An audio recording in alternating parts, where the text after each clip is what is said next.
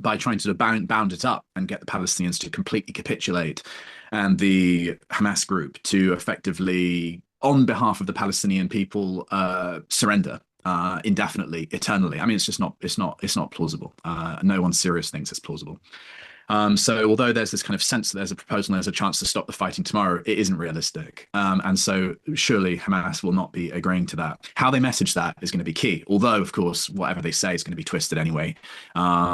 So, we'll see how it goes. It's not going to go down well. And there will be an escalation, as there already has been, around Al-Shifa Hospital in Gaza City and all the rest of it. But no, it doesn't look like Israel will be settling Gaza, because even in the Trump plan, that wasn't really present. However, Israel turning Gaza into the West Bank with a full-time ongoing eternal occupation, that may be the byproduct anyway. That is to say that was essentially the outcome of the Trump plan, would be to turn Gaza into the West Bank, in the sense that the Israeli ongoing occupation there would be sort of eternal. It may be that it just happens anyway, because so many of the things in the Trump plan were a gift to Israel. If they can just instill some of these points, so it just gets the Israeli maximalist position. You don't need the Trump plan. It doesn't matter what Hamas says. So, in all honesty, I think that's probably what we're looking at. And we'll then rely on alternative pressure to shift that position. That is to say that I think Hamas will reject. I think Netanyahu will escalate.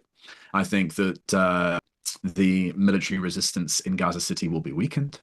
And I think that Israel will try and step up and entrench its occupation there.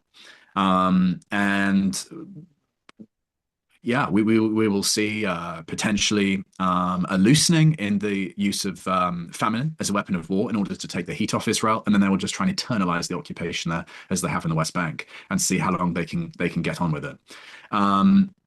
That could then be spun in Israel as a victory, because Hamas has been defeated. October 7th will never happen again, and these sorts of lines.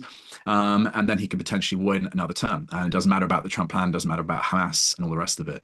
We will then see what happens with Iran. Will Iran or the Houthis come in if Netanyahu steps up in Gaza City and commits more atrocities there? I'm sure they are itching to destroy Al-Shifa Hospital, is the headline I'm giving you.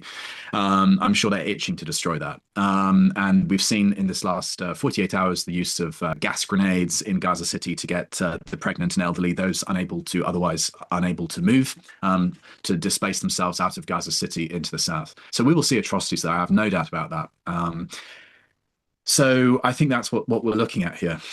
So no, I don't think they're going to get a capitulation signature. I think they will try and entrench and double down. They will run it for as long as they can, and they will spin it to try and get an election win. This is on the Israeli side.